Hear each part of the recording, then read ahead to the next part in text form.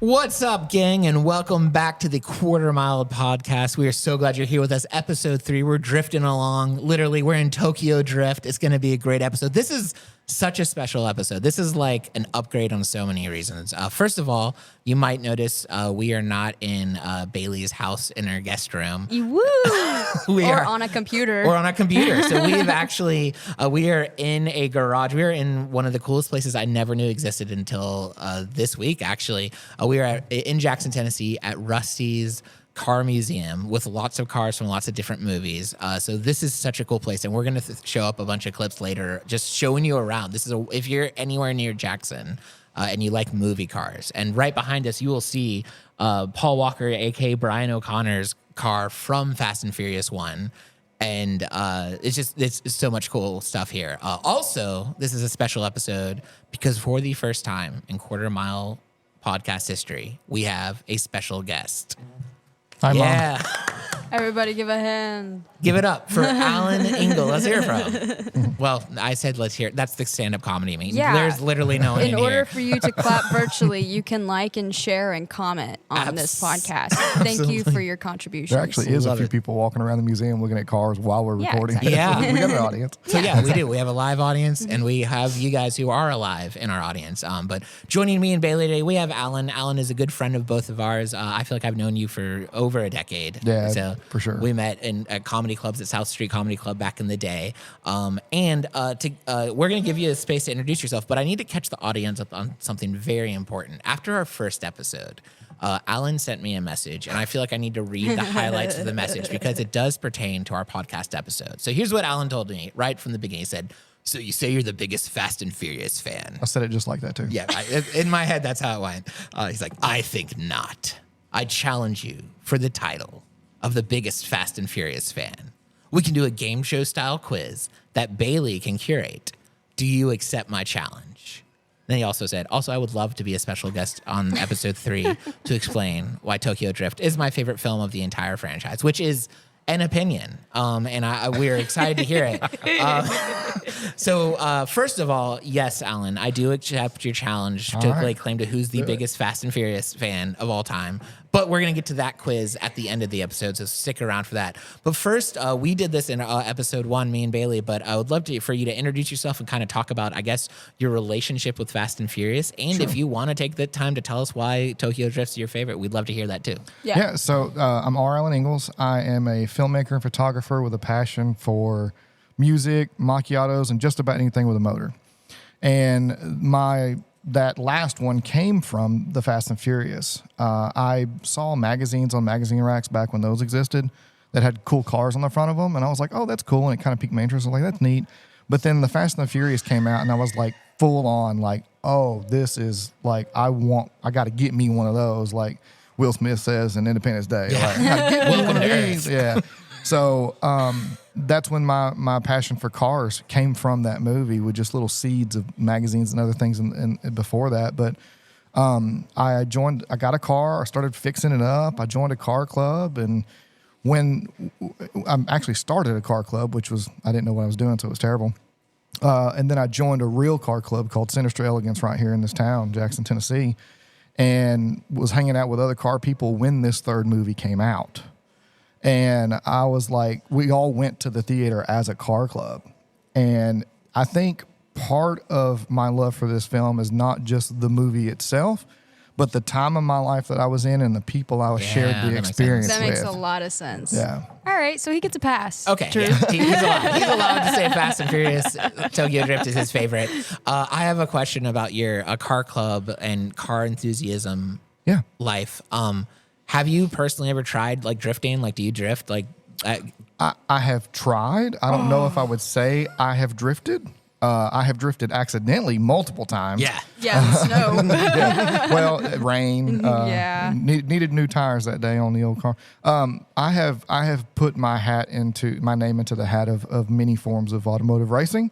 I won't go into what all ones. I don't want to incriminate myself. It's fair. And I have won some. I have lost some. I've made money. I've not made money. I've lost money. But I got married pretty young, and my wife was like, no more. That's fair. Because I was like, Women ruin everything. Did Yes, you say that they last do. time? Yes. And I Yeah. will keep saying, yes, they do.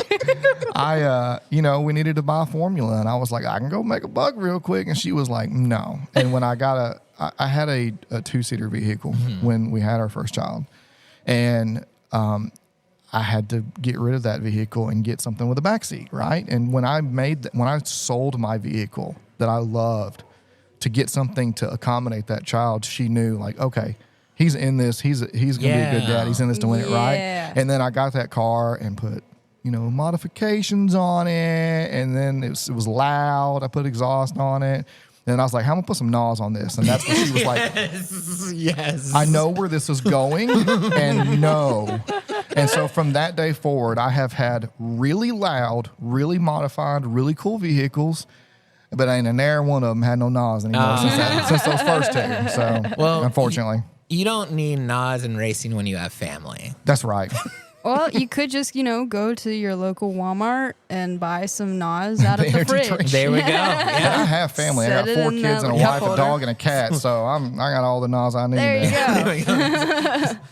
And Bailey, I feel like we haven't caught up with you yet. How's life been for the past month? Well, it's been quite stressful. My house has been flooding, but they have gotten that fixed out, so we're good on that one.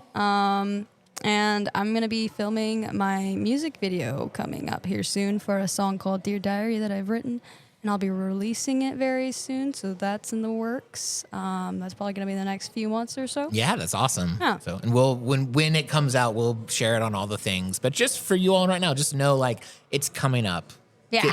2 things to get excited about in life: Fast 11 and Bailey's new music video. Yeah. Debatably, the order might be reversed on that one. Like I don't know. So, I don't know. It's up to different tastes. let's get into just some Fast and Furious related stuff. I Yeah. think that's why we're here, right? Yep. So first, before we get into Tokyo Drift, just a little response recap over Too Fast, Too Furious based off of our last episode.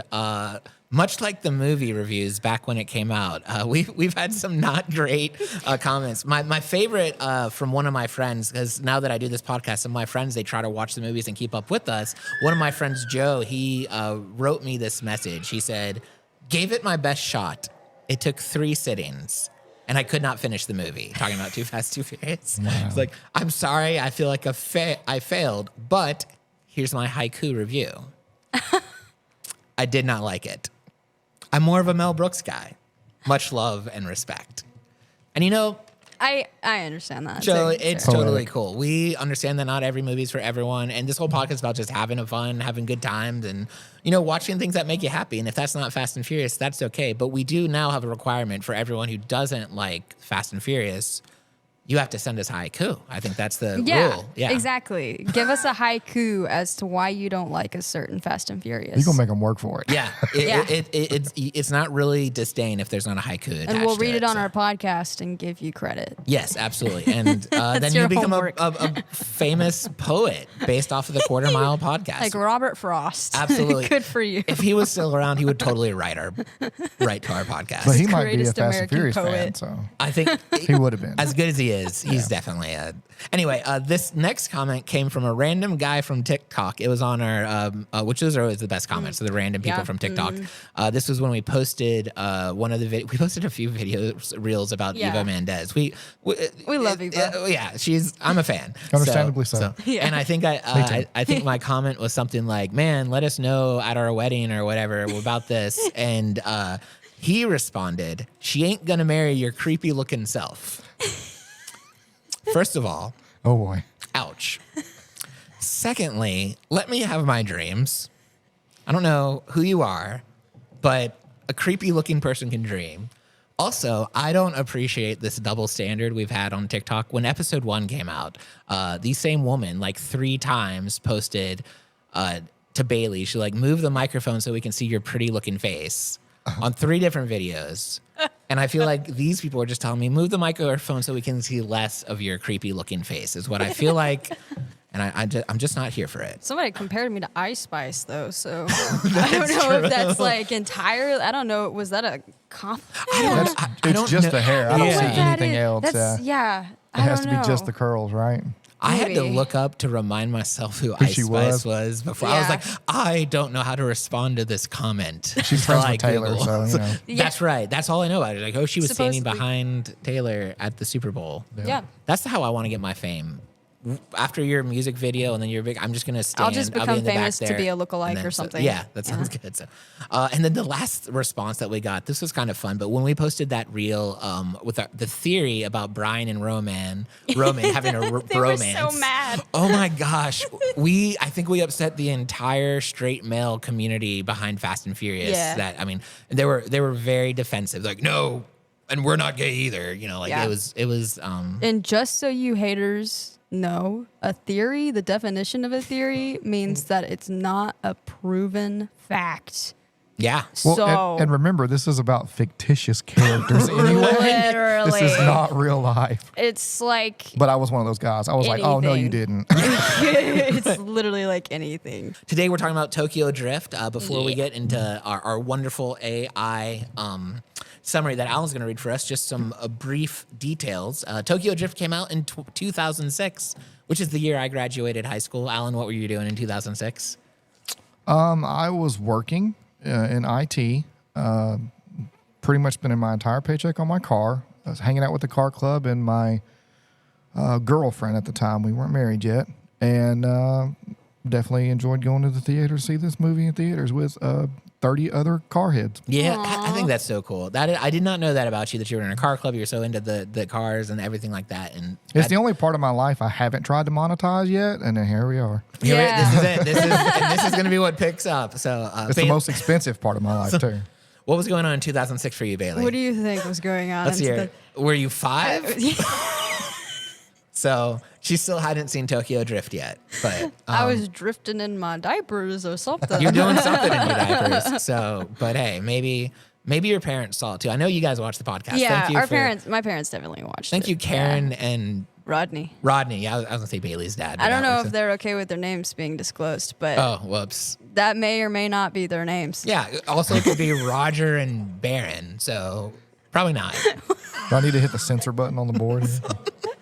Anyway, the cool thing about when this movie came out for me was this was the first, when this movie came out, me and my friends started like binge watching Fast and Furious every time a new movie. It became now it's called Furious Weekend because it took some, but it started with just a sleepover and a few high school guys that watched the first two, then went and saw That's the third cool. one, and then that became a thing every time the next I do movie that came now, out. yeah. And so now it's become such a big deal where like the way it works with me and I'm working to make it a national holiday. In fact, my goal is for this podcast to become so big that we get enough money where you can actually purchase days to be holidays. No kidding? For a weekend, it'd be about like $5,000. That's so I'm just all? saying that Oh. it's not it's expensive for nothing, but Right. it's achievable if you want to waste your money on something. GoFundMe good. link here. But so now what we do is we watch all the movies when the new one comes out. Then we go out to like a really nice dinner. And then we go see the new one in theaters, and now it's become like a weekend thing. And so, especially when I was like a youth pastor, it was always on Easter weekend that new Fast and Furious movies come out. And it was really kind of funny because on Easter weekend, all my social media feeds, all my friends were like posting, like minister friends were posting like, you know, he is risen or Bible verses or God stuff, and I'm like, The Rock just punched a torpedo, and like so it was. He is risen. So, yeah, he's rising for sure. So, you know what else is rising? There's all this testosterone from these car races. Anyway, Oh my god. yeah. So, but this was the movie that we started marathoning them, so that's special. Also about Tokyo Drift, the stars this movies had Lucas Black playing Sean, Shad Moses, aka Little Bow Wow, playing Twinkie. Love him. I really liked that character. I wish- forgot he was Yeah. in that movie. yeah, I was so like, that's lovable. Bow Wow. Yeah, he was just. And he never did anything else of significance in the film industry, No. right? No, Like, did he have? I don't think Did he have a movie role that I forgot about, or did he just straight He up? was in this is it? He was in one episode of Smallville. I know that's not a huge deal. I think he was in something else as well that I had grown up watching, but I can't Okay. remember what it was. Because This was he's definitely his got a star familiar This is face. breakout it. man. role, yeah. Once you Yeah. do a Fast and Furious, you really don't need. yeah. I mean, that's the pinnacle of. You're cemented. That's what we hope your first movie is, Bailey. Hope they call you for Fast 12. Oh, that would be awesome. So Okay. yeah, let's do it. Vin Diesel, if you're listening to this, Yeah. See if you can get my car featured in the movie. When you get, that would be so Hire cool. me. then it can go in this museum. That would be great. Also, we had Nathalie Kelly playing Neela. What?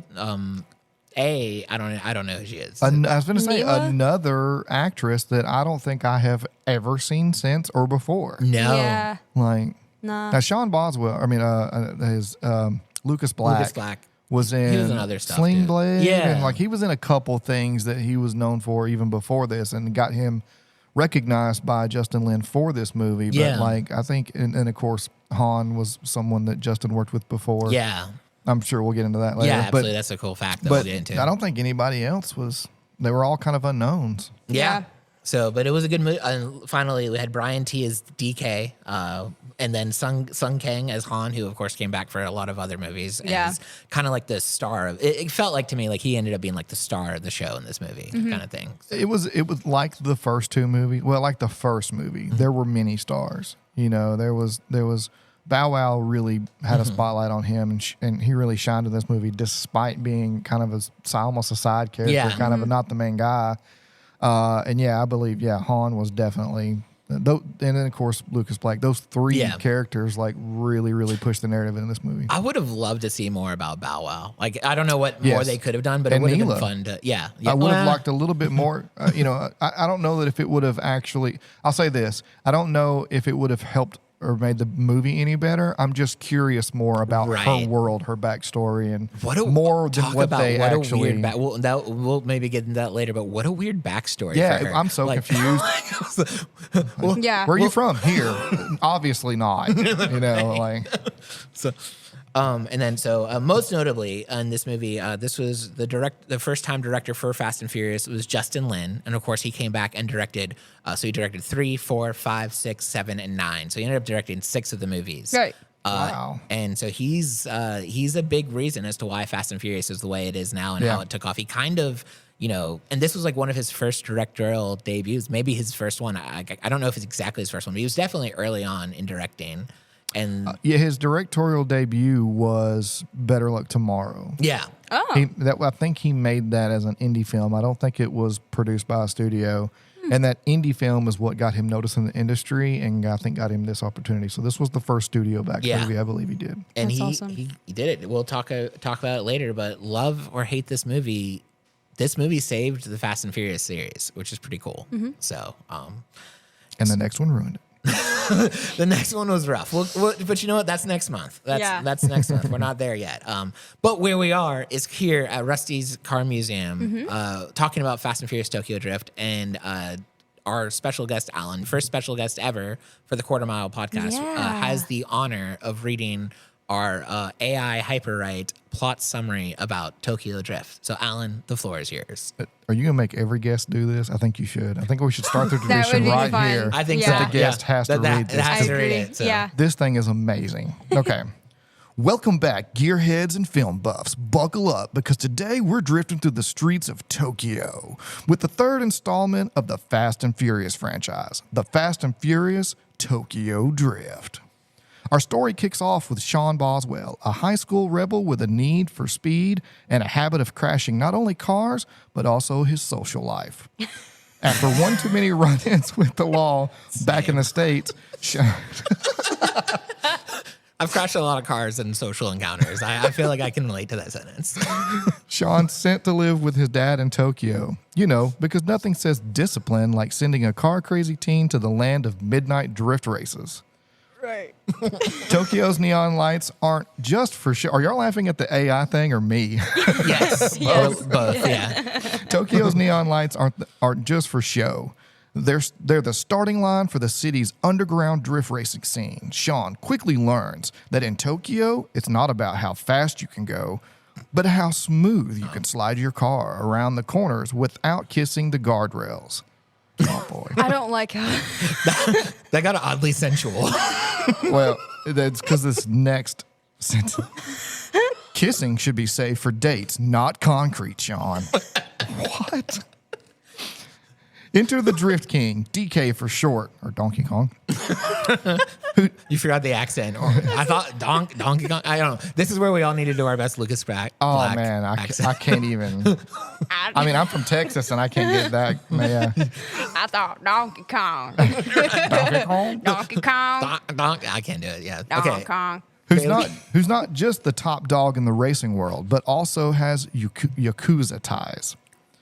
And let's not forget Neela, which we kind of did. The drift scene's queen and DK's girl, who catches Sean's eye And faster sister. than yeah, right, kinda, yeah. Yeah.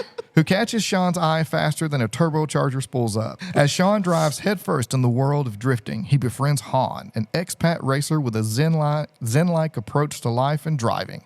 Yeah. Han becomes Sean's mentor, helping him master the art of drifting. It all culminates in epic car battles where Sean must prove his worth or end up another wreck at the bottom of Tokyo's car pile. Where is this car pile That's ominous. in Tokyo? Yeah, like... So, will Sean conquer the curves and win the girl? I feel like those are the same statement. Or will he find himself a one-way trip to Crashville? You'll have to watch The Fast and the Furious Tokyo Drift to find out. But one thing's for sure, this movie takes the Fast and Furious series for a wild, sidewinding spin that'll leave you gripping your armrest like a steering wheel. What's with this outro? Stay tuned and remember, folks, keep your cars on the road and your podcast in your ears. Yeah. Wait. Huh? Wait, what? What? I'm sorry, know. was that a And- fragment? No, No, that's what it said. that's it. I think This is fun. This AI Yeah. summary is So- fun. This was a good idea. so. All that happened. It writes it as if you're like reading it on a podcast. I'll say like I'll write like write me a fun and relatable plot summary for my podcast for Fast and Furious Tokyo Drift. And so last week it was like, what's up, podcast pals? Or it really tries to do the whole job for us. So It sounds like a YouTube video, like from Watch does. Mojo or Yeah. Looper Yeah. or something. Yeah. That's Yeah. great. I loved it. Wow. Thanks for letting me have the honor of reading it. Thank you for doing that, Alan. You are setting the bar so high for any of our future guests. Did So- anybody know what expat meant? I thought that was a I have typo. and no meant idea. Okay, so I'm glad I'm not the only No. one. And I'm not going to pretend that I actually knew. I actually had to look it up because I wanted to make sure what I was saying was right. Expat is short for expatriate, which is a word that describes a person who temporarily resides outside their country of citizenship, typically for work. Okay, yeah. But in this case, we learn later that Han has fled to Tokyo. Yeah. Actually, doesn't he say it in this movie that Tokyo is his like sunset, right off in the sunset? It's interesting. He says Yeah. because he's like he says, in the movie they get the girl. He's like, well, sometimes you don't get the girl. And he's like he fleed or something like that. Yeah. Which is kind of interesting because before the rest of the movies, he definitely seems like he's related to the other movie, him and Justin Lin. What was the name of it? Better Luck Tomorrow. Better Luck Tomorrow. Like, it seems like this is like the second part of his character. Like, a lot of people Yes. say if you watch that movie and you see Han in that, and his name is literally Han in that movie, that Yeah. he is, it's like this is like a chiller, more mellow version of that character. Like, so like it's not canon, but it kind of could be. But then, Yeah, I think actually Justin Lin said he considers it canon Yeah, as like- an actual canonical, backstory of Han. And what's interesting in Better Luck Tomorrow, I mean, he literally plays the same character. Yeah. He's like a criminal, right? Or becomes one in the movie. And he's a chain smoker in that movie. But do you know this? That they in the Fast and Furious franchise, there was someone decided, I'm not sure who made this decision, but they were like, yeah, we can't have him chain smoking. So they replaced the chain smoking with constant snack eating. That's what that was. Yes, and it's almost like, well, that works because Yeah. if he quit smoking, then you would replace would that with still do another something, habit. yeah. habit. I And like that. specifically something with a mouth. People like chew gum or do something that because they're used to having a cigarette in it. So yeah, I thought that was a really clever tidbit. yeah. That is really clever. So what were our impressions? What do we think? What are some thoughts that come to mind for Tokyo Drift? I mean, it wasn't a good nor bad movie. It was To a me. movie. To me, it was just, I don't know. Sometimes it seemed like it was a little bit slower than it being called a Fast and Furious movie. Because there were literally scenes where they had interjected slow-mo effects Yeah. into those scenes specifically Yeah. for slow-mo action, but not really much action going Right. on. Like there wasn't much action going on until like the last 30 minutes of the movie. Absolutely. Yeah. There was that big last drift racing. Yeah. And then there was the first one, which was kind of early on in the movie where the first time he goes down and he sees, and that's when he wrecks it. You know, he Yeah. has a terrible. But it was all about drifting, so Yeah. at least it stayed to its title. yeah. And so Yeah, the first race. So I'm assuming Tabasco paid for that placement, so they Yeah. had to put that in there. They're like, "How are we going to put this in?" Oh, I know a way. But also, like in a song where you have your moments of the song that kind of dip low, and then it makes the explosion of the chorus or something even that more impactful. Some of those slow motion moments were that to me, specifically the Tabasco shot. I thought that was kind of cool. And then he finishes the roll. And I was like, oh, you're jarred back into it, right? I bet that's almost like what having a car crash is like when you're in that specific scenario. Yeah. You can probably Yeah. tell us. I don't know. yeah. I've wrecked and rolled a lot of cars. Yeah. Is it like, does everything slow down to you, or does it happen so fast? It happens so fast, but then like right after it, Oh, you're you're kind like- of like the shock of it all. Like I remember I had a big wreck one time where I ended up spinning and then rolling off a bridge and down a hill Good and landing upside down. And just like Vin Diesel, I walked out of it unharmed. But I remember the wreck part happened so quickly. But then once I was there, I was so this is so weird. But I was like in shock. And the one thing I was thinking about was like, where's my cell phone? Wow. My car was Yeah. literally about to explode. Like I got out before it and did, but it felt like 2 hours Yeah. searching for Oh your my phone when it was gosh. literally it was like just 2 a few minutes. Yeah, because Yeah. people came up afterwards and helped me get out. But like it was weird. Wow. So don't get in car wrecks, people. That's a Yeah. good PSA. right, And the purposely. drift and the drifting scene through Tokyo, where they split the crowd. Yes, I think the slow motion worked there. You know, that was like a really I cool feel like moment. that's, Yeah. like that's the best scene. Or of- is it even in slow motion? Or is it kind of real time? Well, A yeah. little slow, So maybe? it was speedy, and then it had like that. Yeah. And then Yeah. it went to like the slow motion to Of where them like the going through the girl was crowd. like, "Oh my god, oh my god, oh my god," and then they didn't hit the the people. Yeah. So then it sped right back up. Which I thought that was a creative way for us, the audience, to see how much better Sean had gotten at driving. Yeah. Because like what the kind of the pretext behind that is, I mean, I know it's a Fast and Furious movie, and like the odds of that happening exactly like that would be impossible. But like the idea is like he is so good at drifting at that point that he did not hit a single He didn't- bystander. Yeah. Yeah. And you compare that to the first race. Yeah. you Yeah, know? the first several races that he was in the film. Yeah. To be honest, I and think- all the practicing he did. And Yeah. he kept hitting the trash cans. Kept Or, hitting everything. So here's my thing about this movie. I decided at this rewatch that I hate this movie way less than I thought I did. I did a lot of soul searching and self discovery as to why I'm so bothered by this movie. The good thing I'll say about it is the character development. Up until now with Fast and Furious, we haven't seen like any strong character development. No. I would argue that Fast Ron, and maybe. Furious 1 and 2, like when you put them together, you see Paul Walker's character Yeah. development, Yeah. both as an actor and as Brian O'Connor. Yeah. But separately, there's no like growth of the character from the beginning of the one movie to the end, except in this one, we see huge character development with Sean's character. And so what I realized in this rewatch is the reason I've had so many problems with this movie all comes down to the cold opening. I hate the first, I don't know, like 10 minutes of that movie Yeah. because at that point, I hate every single character that's been introduced. I'll Yeah. paint the picture for you all. I'm But with you. But it opens in some random school in Alabama that is either really ritzy because there's fancy cars or it's really poor because they have metal detectors. And then you get you see Sean's character and he is just so unlikable like at that Yes. point, which is what he's supposed to be. Yeah. And then you meet Brad from Home Improvement is Yeah. his rival from Clay. the quarterback. Yeah. And they're a tough guy talking their cars. And then what's her name? Sandy? Cindy. Cindy. Oh my gosh. Yes. She is the real villain of this movie. I don't care what anyone says. I think Yeah. Cindy and Clay combined. oh my They're gosh. actually, you want to talk about character development?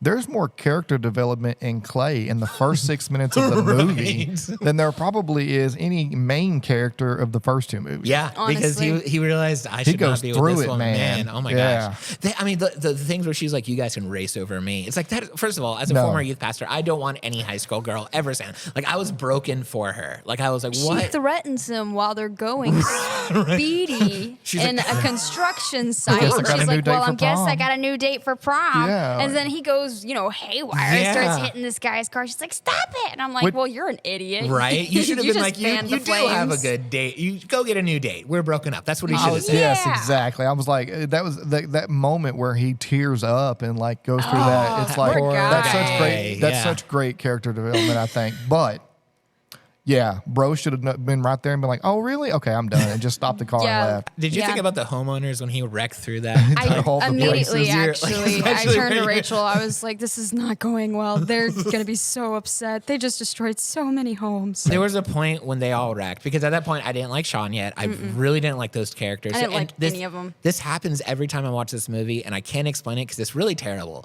But there's a point when they all wreck where a little part of my brain, even though I've seen the movie at least 9 times, I think, I hope they're all dead. I hope. Let's move on to some new characters. And reset. And so let's start a whole new movie. They said, just kidding. So we're gonna take the third Fast and Furious movie. We're gonna put all new characters in it, and then we're gonna kill them off in the first 6 minutes and start again. Yeah. Yeah, I would have been okay with it. At least it was the first. Anyway, but then I realized in this watch through that is part of the storytelling device to let you know where Sean was at as a person versus where we see him at the end of the movie. And why he got sent to Tokyo. Absolutely. And also to be to juxtapose the environment, from America Very to Tokyo. Different. Yeah. Showing that first 6 minutes is like, and even the racing in that first 6 minutes, the housing development, which is this big housing development with houses that are, I don't know, 30, 40, 50 feet apart, and then he's in Tokyo and he opens the window and there's a lady it's really like everything that happens in that first 6 minutes is flipped on its lid 2 minutes later. Yeah. A lot of people, like myself included, in previous conversations will bash that first scene for being so terrible, but it really is good at what it's doing, which is setting up how you feel for the rest of the movie. And that's why you bash it, because you don't realize what it's doing until you. I'm curious, as you do these podcast episodes, do you look at these movies with different lenses now that you're watching it to then talk about it? Yeah, absolutely. I was going to say, I bet it's a little bit different experience. Almost treating these movies like I'm an anthropologist. It's like, what is the cultural development here? It's interesting watching my 16-year-old son watch these movies for the first time. The moments he gets excited about, because I get to watch him go, or verbally and audibly react to moments in the film that I know are coming up. So I'm like, but in a way where he doesn't see I'm watching him, and that has opened my eyes to some impactful moments like that, like the first 6-10 minutes of this movie, that I didn't realize what it was doing to me as a viewer when I watched it until I watched him watch that race. And it was like, and I didn't realize the range of emotions you go through as a viewer watching this race. Exactly. So I thought it was really cool. I thought some of the stuff was kind of rushed, like when Neela shows up at the garage and she's just like there. I'm like, what? Why are you here? Yeah, like what? I feel like there's a deleted scene somewhere I missed. But the race in which Han perishes apparently, and then the final race, those were some really cool moments. And there's a lot of little details in there that I think I didn't realize the first time, and also didn't realize maybe the impact of Han's death or the crash until like my son was like, what? Because that explosion happens very abruptly. Like there's no precursor to it happening. It just boom, and he like literally jumped and was like, no, because like that's his favorite character, right? Yeah, the rest of us knows what happens. But he was, in that movie, he was dead. He was dead. When they did that scene, they were like, this is it. This is where he dies. And the conversation that brought him back was once Justin Lin was directing more, and he was talking to the actors. What's his name? Sang. No, I can't remember his name. I literally have it written down here. Sung Kang. When he was talking to Sung, he was like, "Man, sorry, man. You did so great. People loved you. But you died." And then all this guy said, which is true Han's fashion. He was like, "But did I?" Yeah. And Yeah. the director's like, you know what? You're right. This is a fun series. Let's just bring it back, and maybe viewers won't care that much and won't ask too many questions. Right. And us Fast and Furious people, if there's one thing that we don't do, it's ask questions. No. Yeah. No, we theorize, but like at the same time, we know what these are. Yeah. Absolutely. These are fun movies that you suspend your disbelief and you go get away from the world for a little bit and have fun and watch some people do some things that you should not do. Yeah. yourself. Right. Action, adventure, Yeah. crime, girls. And Cars. it's funny that it's become All the best this. things. Yeah. Right. It's funny that it's become this family thing, Yeah. right? Because the cast has literally become a group of characters that you were really invested in as a Yeah. viewer. Right. And those characters that they hooked me. Man. Absolutely. And the cars. I think the cars are characters in the first three movies. First three. They I mean, veer away look how from that. flashy this is. You Yeah. know, like that is a character in and of itself, and it was almost an extension of each character. We saw that in the third one with Twinkie's Hulk car. Yeah. Right? I Absolutely. loved it. Yeah. We should. Did we ever see that in like a race or did it do anything other than look cool? No, we saw it I just for mean, that one scene yeah. where they went to the garage, It and that was was just it. drifting around is the Oh, only wait. thing I think we You saw. do see it mainly. again when later in the movie when he pulls the money out. Yeah. Yeah, That's it. When he picks up Sean. Which I remember making a note about that when I watched it. Like it's such a cool sentimental moment when he was like, Han would have wanted you to have this. Mm-hmm. But that makes you overlook the fact that the bro just stole tons of money that wasn't his, and maybe he wasn't originally gonna get. Like you always Yeah. wonder, he's always making money somehow. So at one point he's like, I'm gonna take this money, and then he probably thought like, oh, I should probably give it to Sean. Yeah. But also, like, that sound system must have sounded terrible with that stack of cash inside the subwoofer box. I actually muffling. brought that up as well when I was watching It was it. like, and he didn't even, it wasn't even bolted in. Like, it was Yeah. a fake subwoofer because he just, like, He just- popped and it was out. It wasn't screwed in or Boom. nothing. Yeah. I'm like, Man, that must have been a weird drive. you know over. what, though? Pimp my Knowing ride. Twinkie's character, he would have a fake sound system in the back of his car so that he could hide some Air Jordans. Oh, and some- absolutely. Yeah. Yeah, that makes sense. some Probably wood. wasn't. Yeah, That makes sense. that now that I makes think about it. that makes sense. So, one of the things talking about characters in the movie, we let's talk about Neela. Is that what we're gonna call her? Is that her name? Okay, I so think it's Neela. first of all, what a weird backstory. So, Confusing. if you correct me if I'm wrong, which I might be, you learn that her mom was a prostitute that was like the gangsters, like DK's, Get around. Yeah, like his uncle's favorite one. So when she died, he took in his favorite prostitute's daughter as one of his own, and then raised her up. And so she she was several years younger than DK. This is a reoccurring theme in Fast and Furious, unfortunately. He was an adult, she was not. So DK is kind of dating his foster sister. Yeah. Yeah. And everyone's on board with it. Like Yeah. no one's like, Yeah. oh, that's Oh, weird. I don't think everyone's on board with it, but like, I mean, in the movie, did anyone be like, also maybe don't do that? I think Sean said it without saying it. Like But he was into her. It was the classic, like, we're Right. fighting over the same girlfriend, not the classic, we're fighting over the same girlfriend. It's yeah, also your if sister. it was real life, he would have been like, yeah, bro, she's your sister. Let me win. Also, how progressive is it that the guy from Alabama was the one who wasn't a fan? Wow. That's getting cut. Yeah. Please no, don't. the thing to me is that they say that he says, Sean says, where are you from? And she says here. And when she says here, she says it with an Australian accent. Literally, that word is one of those words that's very, that Yeah. brings that accent out, right? And as the backstory continues, when DK's talking to her and he says, oh yeah, my father or whatever said you were the greatest Army trick brat. in Tokyo. I was Yeah. like, oh, So Yeah. creepy. and you're dating her daughter? Like, I'm not sure that was Yeah. a good move. But it's the whole thing is like, if she was raised by Yakuza in Japan, why does she have an Australian accent? Right. Like, at what point Yeah. did she move? move, and like, Well, they it's all mentioned very she was an confusing. army brat as well, though. No, I don't think they did. I think that's what he was trying to say. Yeah, he assumed she was an army And then brat. she just didn't comment on Yeah, it. she could have been a little bit more forthcoming when he's just like, "Hey, Yeah. where are He's you like, from?" I'll tell you where you're from. I'll tell you who you are. Yeah, Well, leave it to a man to tell she's- the woman. She's very mansplain. mysterious throughout the whole movie, and I think that's part of the allure of her and kind of her character. Mm-hmm. That she's doesn't ever give away too much, but also it could just be because the writers were like, it doesn't matter. It doesn't matter. Yeah, exactly. I just think There's no it's weird backstory. that it was probably the same writer that was like, yeah, let's beat up a Mexican Indian. That was like, here's an idea for a backstory. What Right. if?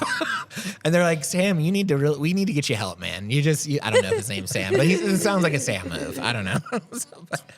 Somebody funny. took one too many cold pills. The whole movie is about outsiders. Yes. Yeah. And the whole time you're watching it, you think that that's Han, potentially, obviously Sean, obviously Neela, obviously Twinkie. And by the end, I feel like that DK Yes. is actually the outsider in the whole film, especially that group. That was kind of my next question. Like, how do we feel about him as a villain or as a character? Like, did you feel for him by the end of the movie? Did you like the whole movie just not like him or whatever? No, he was just a punk the whole movie. Yeah. Somebody Yeah. you really want to punch in the face. And I Mainly. would have done that way before I would have agreed to a drift race. With it. No. Yeah. Especially after the dude punched you. Yeah. You know, or yeah, DK punched Yeah, Sean. Sean Yeah. let him at the let himself get beat yeah, up there. Fishing dock. But that also, I think, that was showing us a little bit of his character development. Like, he knew He held back. He knew that he was Well, he's- canoodling with his Right. girlfriend/sister. Also, he's not trying to he wants to worry about himself Yeah. and not get all the people standing around in trouble too, because he knows if he fought back, that DK's goons would have jumped in as well. Yeah. Yeah. That would have put Han and Twinkie and everybody having to jump in to save Sean. Yeah. He's like, you know what? I'm But just gonna eat these because I did it. I did it. I was so happy though after Han died and they got and he did go over and punch him at that point you've built so much resentment towards this character that you're like, yeah, get him. Yeah. Exactly. Get him, Bama boy. Yeah, they did a real boy. good job of making this villain in this movie unlikable. Yeah. But there's no arc. There's no reason to root for him. There's no feeling sorry for him. Like, again, I think the story arc and the character arc of Clay in the beginning. Yeah. You actually feel for him when he's tearing up and he's about to crash his car with his girl. He's just a being stupid high school boy. Yeah. Yeah, you know, and then DK is supposed to be out of high school. He's an adult and he just running. He thinks he's playing gangster in his little. What does Han say? He's playing gangster Yeah, in his absolutely. storage room. Yeah. You know, and that's why ultimately I think he's the outsider in the movie. He is absolutely, and that's just And he gets interesting that they're ousted all, literally from the city Yeah, at the end of the movie. I want to know what happens to him. Like maybe he'll come back in Fast 11. Right? To be in America. But, I also want to know what happens if he just where did he go? Yeah, And if he just waltzes back into Tokyo for a business meeting or go to McDonald's or something, does he get shot on sight? The Tokyo Mafia gets him. That's not a mean statement. They're literally the gangsters I mean, in the that's movie. true. Yakuza. That's true. So I didn't know. Well, they it. say that. They say that in the movie. Yeah. It's like the mafia in Yeah. Tokyo, Yeah. in Japan. Yeah. This is the first time the word family is used to describe Dom's crew, and this is at the very end of the movie when we get a Vin Diesel cameo. And they're like, how'd you know Han? He was like, he was part of the family. Say what you will about Tokyo Drift. This is the first time we have it to thank for the family memes for Fast and Furious.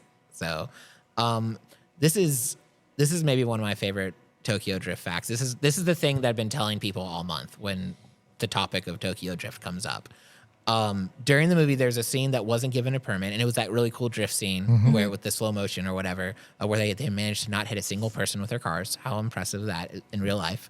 And so then they didn't have a permit, and since it was highly illegal to do it without a permit, they actually hired a fake director to be the guy that when the police came and said, who's director? They brought up the fake director, and he actually had to spend a night in jail Oh my gosh. And it was all part of their plan because they knew that after, when they were talking to the guy, they gave him about 20 more minutes to finish the scene and stuff like that.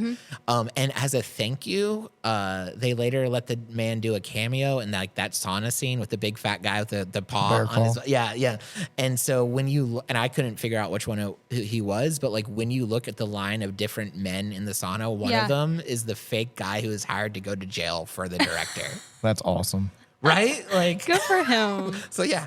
Do you think that the one scene in the movie was a big enough thank you for a night in jail? Like, I don't know. Would you do that? Would you would you go to jail for a night to be in a scene in Fast and Furious? I think wasn't he also like a crew member? Like he was getting paid to be I was on about to the say movie. he probably got paid for that cameo. Yeah. Oh yeah, So, maybe. yeah. Yeah. Yeah. Okay, let's do it. Good to know. Big movie. And then this is another really interesting fact about this movie. Very important just with the overall Fast and Furious knowledge. So Vin Diesel agreed to do a cameo as Dom Toretto in the film's closing moment as part of a trade-off with Universal Studios to get the rights to Pitch Black and his Riddick character. Because that was his main thing. Like, that was what he wanted to get. That was his big thing. But then he also added to it, he wanted a producer role for any other Fast and Furious movies. And so by doing that little cameo, which at the time they didn't know whether it was going to really go into a Fast and Furious 4, they're just like, it'd be fun to give it like a suggestion. By agreeing to do that, he got himself in the leadership of the putting together the movies. And then a lot of his vision along with Justin Lin is what kept the movies going. So it was just, and it was such like a side thing. He was just like, well, I guess I'll do it if you give me a producer credit. Yeah, because up until this one, he'd only done one. He just did the first one. Yeah. And he was thinking that Riddick, was going to be his franchise, his star, shining star. So that's why he wanted the rights to that. Yeah. That's interesting that how it ended up working out, and he shifted to So pretty much being Dominic Toretto for the rest of his career. People, like, even when they interview him, sometimes call him Dom instead of Vin. And he just answers. He just goes. You kind of have to at that point. Right. But I have a hard time telling the difference between them. I do it with Brian O'Connor and Paul Walker all the time. Likewise. They're the same person to me. So, but yeah, those are just kind of interesting facts. And now. The reason everyone's listening to this podcast, this particular episode, is they want to know who's the bigger Fast and Furious fan, myself or Alan. And I think it's time we put all the questions to rest. I think it's time we figure it out. So, Bailey, what you got for us? All right. I got my Pokemon diary journal notebook. I got it. Books a Million. It's beautiful. Perfect. I'm sure y'all can see it. But y'all are not allowed to look over here. Oh, Okay. So this Okay. quiz We've is got to face going to off be like a UFC fight. Okay. it's only going to be short answers. There's no multiple question because if you're apparently a fan of something, then you should know. Oh, okay. You shouldn't have the choice. Now I in feel front like of your she's face. throwing shit at us too. I'm right. I'm a fan, but I have bad memory. Okay. I do too. Suck it up. All right. So, so how are we going to do this? So when I ask the question, I guess I can, do like a countdown after I ask it. Okay. And, ask if y'all have y'all's answers. And then I'll be like, 3, 2, 1, give me your answer if you want to do that. Or do you want to, because if I do one at a time, I don't want somebody to give me the right answer. Then the other person be like, oh, yeah. Yeah, that was what it. is. Yeah. Okay. Yeah. Whatever. Yeah, you 3, want. 2, 1's great because we literally have 3 seconds to come up with an answer, Yeah. and if Yeah. we don't know, we're just like, yeah, I Then don't we're know. not real fans if we don't know. That's right. Okay. I'm so terrified that I'm not going to know, but Me, that's okay. me too. So you only want 3 seconds to figure it out? 3, 5, I don't know. Okay. I live my life a quarter mile we'll of a just see time. how I this only goes. need those 3 I seconds. feel like if we don't know it in 3 seconds, We just don't we're know not it. getting it. Yeah. Okay, so question number 1. What does Twinkie's character hand Sean when they are entering into the first race into the garage right before they get there? And he says something Kleenex. very, very off the wall, inappropriate. Almost. He does. It was like in a window. I know it. Yeah. Yeah, You want a few seconds? I do not know it. All so- right. He 3, ha- he- 2, okay. 1. He hands him a box of Kleenex and says, "It's for when you blow your wallet." That's right. That's right. I did not know it, but now I remember it. So. Yeah. As soon as that happened, I was like, that's the a question yeah. right That's there. a good one. Yeah. Yeah. All right. Good one. Question number 2. What does gajin mean? I got it. Yeah, me too. 3, 2, 1. Outsider. Yeah. All right. So that's tied. So you got 1. You got 2. You got 1. All right. And then 3. What color is the first car he races in? The very first car in the very first scene when he's in America still. Yeah. Yeah, I know. You ready? 3, 2, 1. White. Primer. What did you say? Primer. It's a paint primer. It's like a light gray tan color. Yeah, 10. Okay. I like how you're like, yes, tan, that's the color. Okay, cool. That was a very That's good answer. That is you put a base primer on that's Yeah. like not shiny. Yeah. And then that makes it stick to the car, and then you put the paint on top of that, and then put the clear coat. Yeah. I mean, that was my next answer. Obviously. So I don't even know if you want a tiebreaker or not, because technically Ellen. I know, but let's keep Let's do going. it. Let's But let's get- do the keep tiebreaker. doing it, Yeah. This is the easiest, actually. I did the tiebreaker so that y'all could do it the quickest. So okay. as soon as I say the question, please answer as soon as possible. Okay. Who was the one that showed up at the end of the movie? Vin Diesel, Dominic Toretto, boom. got Worth an 3 extra points. point. I win. Y'all are probably tied at that last question technically, but I think Alan might have won. I think we'll get that one to Alan because I definitely I would have said tan and not primer, and I think you should get a bonus point for saying for what it actually was. Yeah. You would have been right though. I It was did. tan. I did say tan, but you said white. I did, yeah. So- which I mean, you could argue to a colorblind person with a speck in their eye at a in a sun- dimly lit room. No visor in their car. Maybe sun if in they their eye. have cataracts Yeah, going on. I could argue that a hot dog is a sandwich, but You'd be wrong. I knew I was going to win from the get go, right? I mean, obviously, I said it in the email. Yeah. And in our correspondence later. in he email. had Yes, to own up to that's what he true. was saying. Yeah, so. he But did. my I'll give it thing to you. is, I'm curious, and this is not a slight. I'm just really curious. You're not a car guy, I'm not. but you really, really, really enjoy these movies, like actually. Yeah. Do you want to know? Do you want to know I'm why? curious about that, yeah. It's a good. It's a weird answer. Because I but it's a don't good know answer. if I wasn't a car guy, if I would be as into these movies as I am. I mean, Yeah, I understand that, I actually. liked the races. I liked the cars. I liked the cool stuff of it too. But the big thing for me for the Fast and Furious, we talked about this a little bit, but like the motif of your family that's not related to you. Like I love when you see how close they get as a community. That's always been a big thing. Like my friends have been like my family, and like every time in the later movies when you see like that barbecue scene at the end of the movie, like, Yeah. I envision someday when I have like a really nice house or whatever that like I'm doing that with my friends. Like they're Exactly. and That's so- the goal, so, right? yeah. It is Just the to goal. have a So, yeah. swimming pool barbecue party with the people that you love the most. Whoever who touches their food first has to pray. That's And pray to the car gods. Man, that sounds so cool. The next time the next movie comes out, I'm gonna have to go with you guys. You guys, do it. how do we make that happen? Are you doing it in Nashville? We'll figure it out. We'll just Just do Man, it I'll- in Nashville. I'll I'm fine make- with going to I'll Nashville. come to Nashville. You said We'll it's do it, so. Easter, right? Honestly. Yeah, it's usually Typically? a Easter, and it won't be this year, but probably next Okay, year. good. If it's warm weather, I'll put the top down on the car and I'll make that 2-hour trip Oh, to yeah, let's Nashville do it. for a So- Fast and Furious movie. Let's do it. That would be a cool Oh my experience. That'd be a gosh. fun marathon. That'd be I always call it. I tell my friends it's like a Super Bowl party, but we're actually watching something that's good. Yeah. Because Something I can enjoy. we do all the other things like the snacks and the go Exactly. crazy, but like Get some wings. oh yeah, of course, Yeah. boneless wings for sure. They're easier to Yeah, eat. right. Yeah. I'm lazy. More chicken. Grown up chicken nuggets. Yes. Hey, no one complains about chicken nuggets. They're the Staple. Well, that was a good quiz. That Yeah. was I accept defeat. Thank you you. are the bigger Fast and Furious fan. You also drive cooler cars than me, and you're just a better person. And I'd accept. don't know about that. If anything else, this podcast interview has let us Yeah. see. Okay, so Bailey's best bits. For those of Yeah. you that this is your first time with us, here's the way it works. Bailey picks 3 scenes in the movie.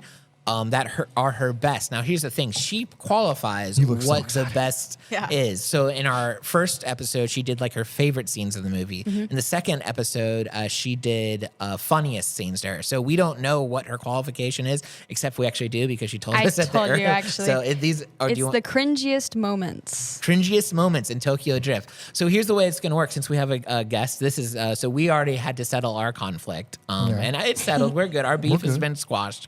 We're family now. Me and Bailey, we're family You now. were the villain that now has become an ally. Oh yeah, I hate when that happens in those Ally. stories. But I'll accept. Or it maybe now. I am. I don't know. Am I the villain that becomes the ally? I am the guest. I We're all guess the that- hero in our own story. There I we think go. we're in this case, me and Bailey are currently tied 1-1. And then since we have an extra person, you're going to be on my team. So she's going to give us her 3 scenes.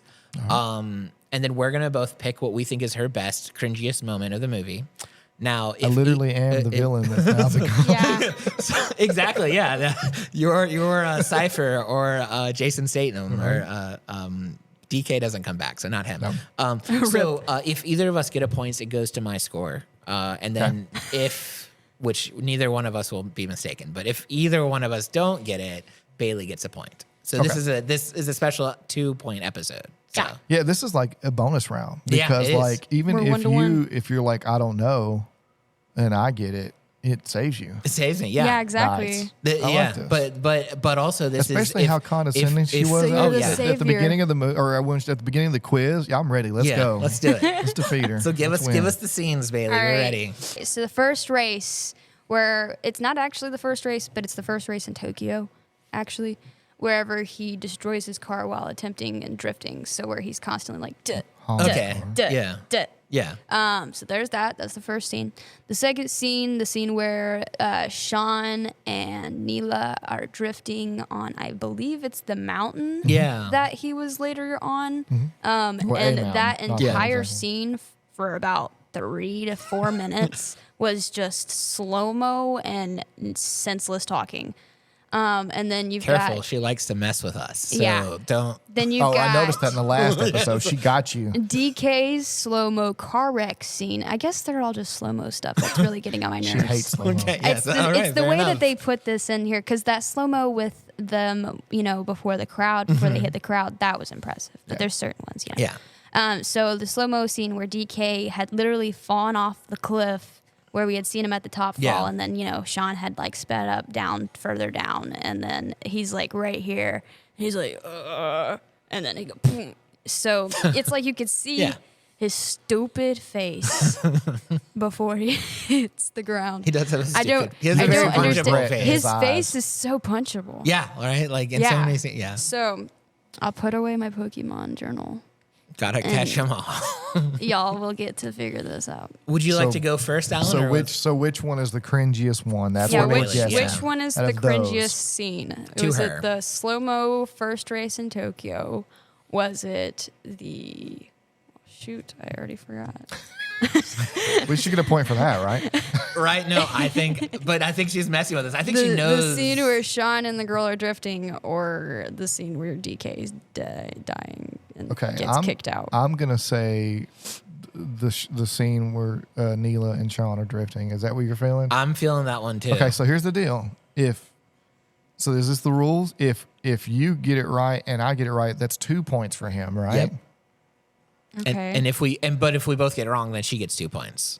And I already know with her facial reaction we got it Okay, right because she okay. doesn't want to admit Okay, so that here's the she's thing, about though. to But be here's the thing: lost do we need to? 3-1? I watch a lot of the challenge on MTV. Yeah. You got to think strategically here. Do we need to pick a different answer so that I'm we? I'm I confident. mean, do I need to pick a different one from you to give us a better chance at one of us help. getting it right? This is my Survivor Big Brother coming so up. I appreciate your concern. I'm going to leave that up to you with what you do. I'm sticking with number 2, so I'm very confident it's number 2 because out of the 3 scenes, that to me was the only one worth cringe. Right. But if you want to be considerate, you can pick a different scene. But please, I feel like that's the one though. it has to be. The other scenes were not that bad. But I'm also here's what I'm concerned about. Bailey's a smart cookie. She's a special unit. Yeah. And she tricked you last time, and I think she expects you. Oh yeah. You know what I'm saying? I don't know. I've Final answer. my entire Who life wants to be a I've millionaire? gone with a guy. Number 2. Yeah. I'm gonna go with number Yeah. 2. Me too. Yeah, you're right. Yeah, we're right. That's right. Awesome. Teamwork. I mean, makes I the dream can't work. just try to do the exact same thing that I did last time, anyways, to try to flip. Wasn't mess it you number up 2 and stuff. last time too? Was that the middle option? I don't I don't remember. I'm gonna have to go back and watch now if it's been the middle option Thank every you for time. knowing our podcast Yeah. better than we do. Maybe that's what she's I'm like. back For to the 10 villain. episodes, I'm just doing the middle. So, okay. So let's talk about our rankings of these movies. So the 2 things that we do is we talk about the villains and then we talk about the movie overall. And Bailey, I think this is when we're gonna deviate. I think so far Yeah. we've been on Always. exactly the I same think track. so. But I think this is when our 2 paths that Yeah. we're driving go in separate ways.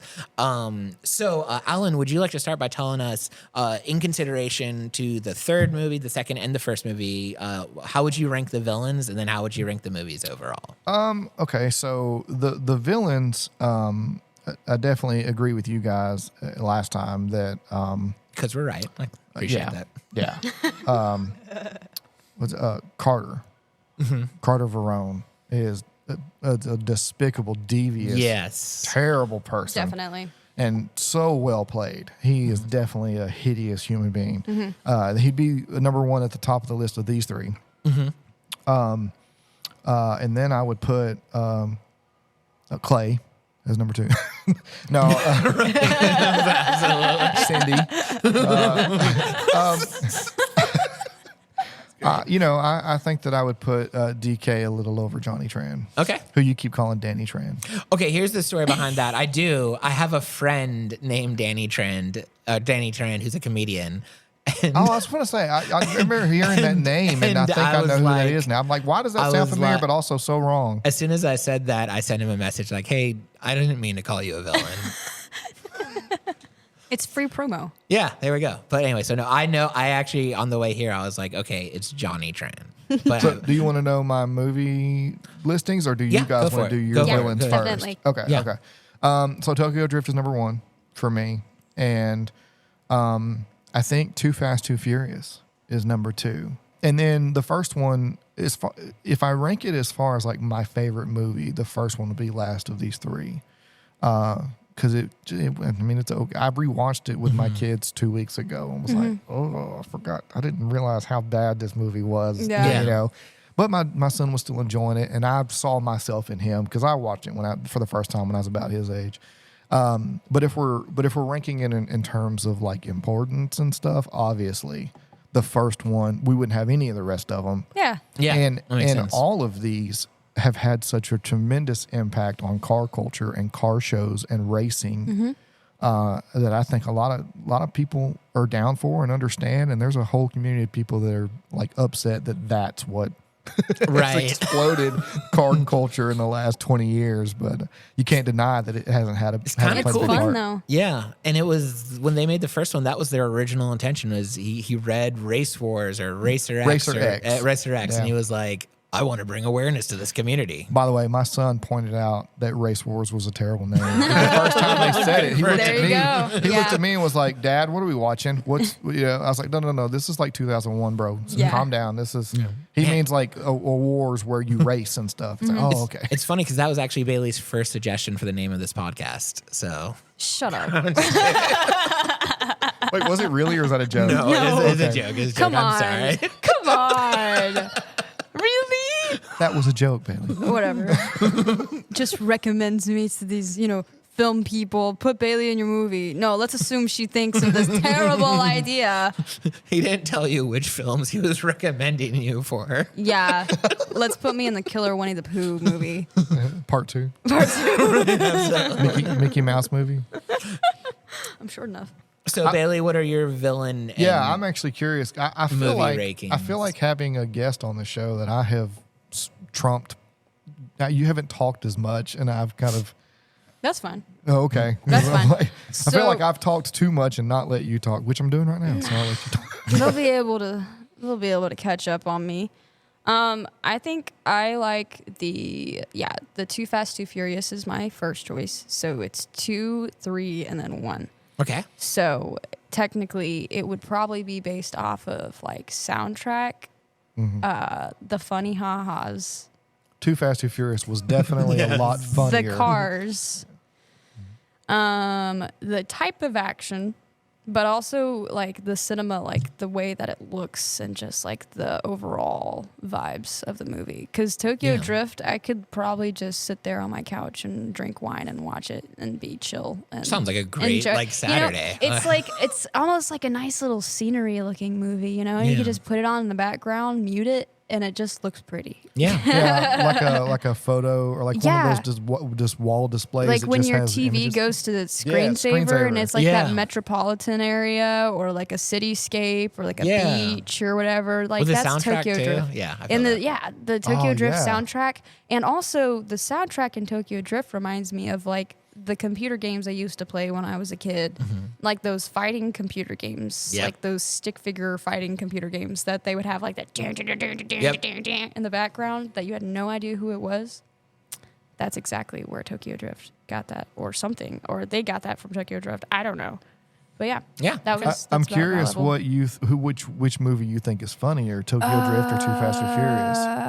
Too Fast, Too Furious, most likely. Yeah, I think there was more humor in that one than any of the other. Yeah. I think it's because that one had Tyrese. I mean, he brings humor to the series. I feel like. I mean, yeah, like, and Ludacris. probably good writing too. But Yeah. like, I mean, almost like he gets to the point when he comes into movies, like almost everything he says has me laughing. It's Yeah. comical relief. Yeah. Yeah. And I but mean, the this cast is so villain- much bigger in the rest of the movies that it's. Yeah. Yeah, I got you. I didn't think this villain was really amounting to anything to me either. So Yeah. I kind of put him. He's probably tied with the first villain. Okay. Honestly. So are we gonna do ties, or are we gonna be like make a claim? I don't know. I don't know if I can make a claim right now with that because he just didn't do anything. Okay. So basically, her bottom two. Bottom he two really are is. the- They or both filled did with about the this guy. same Yeah. crap, Absolutely, you know? yeah. Like they both were like, "Oh, I'm upset because you did something with a girl, and I'm gonna punch you." Yeah. and then that's it. Yeah. What does that say about the movie? Sorry, Drew. What does that say about the movie that the villains aren't that good, but the movie's still good? Like, is the heroes or the action just Because that it's much not better? about the villain, I guess. They're it's just a about plot the device? action. Yeah. Yeah. And it's just to give a little bit more of a storyline to maybe further it out. Because if you didn't have a villain, then you don't have a continuation of a storyline, most Yeah. likely. You It's always like, need what a are you doing conflict. now? I'm eating my Cheerios and I'm sitting down on my Sunday afternoon. Yeah. What are you Very going to do the nice. next day? I don't know. Having a casual conversation as I'm drifting a high-powered car around a mountain Yeah. like it's nothing. Yeah. Exactly. So what's next? But it was, and it was interesting with both of just talking about those villains being ranked on the same kind of level. In the first movie, the villain wasn't even that big of a deal. It was more about the dynamic between Paul Walker and Vin Diesel. And you could almost argue that, Dominic That's and his how that crew felt was this the time villain. around. And then this one, the dynamic wasn't so much about his beef with the villain. I mean, his beef, he had like inner beef with just learning to own up to his own stuff and then just trying to, he cared mostly about just drifting and being a good racer. Yeah. The whole like issues with the mob almost seemed like sideline, except for Han. That was a pretty big deal for him, which Yeah. is sad. But I actually think we're still. Wait, I might be wrong. I think now they say it a lot. I'm wrong. 2, 3, 1. My rankings are 2, 1, 3. And so here's the thing that I decided is why I like 1 better than 3. Ultimately, it came down if you took 3 out of the series completely, you wouldn't miss much of the overall storyline. I mean, That's fair. there'd be some, but it could be a standalone movie. And so and I still get cringy when I watch that first scene. It just makes me want to just get in a car and wreck it myself. It's rough. Honestly. Yeah, it's rough. Yeah. And That's actually one of the reasons I like the movie is because it stands so well on its own compared to any of the others, especially Too Fast, Too Furious. You'd be lost It's if very you Right. different. watched that one without having Yeah. watched the first one first. thank goodness for that turbocharged prequel. Oh yeah, that connected the dots so well. My dream for a comedy special is just to have an opening scene that's based off of the 2 turbocharged prequel where it's just me driving to different comedy places, and then it starts in the live special. That's With those same John Singleton style, like absolutely have me eating at different Arby's or whatever. Like You're map jumping. Yeah, I love it. It's gonna happen one day. We're gonna do it. Oh, that anyway. sounds great. That's a good. I'm holding on to do that that. idea for something. And then my villain ranking is I would do Carter's number 2, like the first one. He's the Yeah, best Carter's we've seen so definitely. far. And then I honestly would put DK over Johnny Tran because we did get to see more DK. Yeah. And it's like we were saying, very punchable face. We like did I see a little liked bit more not of liking DK. him. A couple things before we close shop drop here. Number one, I think I might have forgot to mention it earlier, but please follow us on all of our social medias. Let's take the conversation to Instagram or Facebook or honestly Reddit. We're on Reddit and Threads now. I don't even care about Threads that much, but we're there. We're on Threads. We exist. The Quarter Mile Podcast on everything: Facebook, Instagram, YouTube. Just Quarter Mile Podcast on TikTok. I haven't checked it today if it's still there. If TikTok's still alive. So yeah, we're there.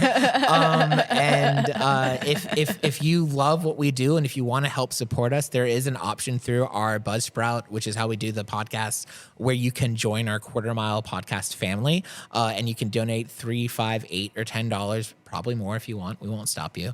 But that would be super helpful. If we got $15 a month, this would be a free podcast, and then anything after that, we could boost stuff and, I don't know, maybe be able to buy name brand sandwich meat if we made enough money from it. So, That would the sound goal- great. The goal is that National Fast and Furious Day. Like yes, that's right. That's right. $5,000 We need is to the raise goal. $5,000. Let's for- raise that's exhausting saying that out loud. But exhaust. let's do it. Nice. Look at us in car puns. We're gonna eventually have a reel of just car puns.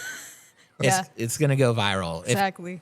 If social media still exists then. But listen, thank you guys so much for joining us on this podcast. Thank you, Alan, for being our first ever special guest. Thank you, Rusty, and the Car Museum here in Yes. Jackson. What a beautiful place. We're gonna that I've been blocking the whole time. Sorry. Yeah, we're gonna post some more videos about this place to kind of hype you guys about. Great place, and most importantly, thank you guys for listening or watching us on YouTube. This is the Quarter Mile Podcast. We're just here to remind you to have fun, watch a podcast, hang out, just enjoy life. Honestly, just have a good time. And live your life 1/4 mile at a time. Absolutely.